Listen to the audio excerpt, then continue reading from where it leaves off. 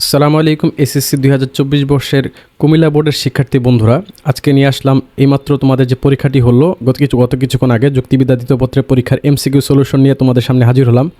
তোমরা মিলিয়ে নাও কার কয়টি হয়েছে, তোমরা দেখে নাও। আমি একটা একটা করে আস্তে আস্তে নিচে যাচ্ছি, তোমরা তোমাদের মতো মিলিয়ে নাও যে কতগুলো হয়েছে। কমেন্ট করতে ভুলবে না যে তোমাদের কতগুলো হয়েছে।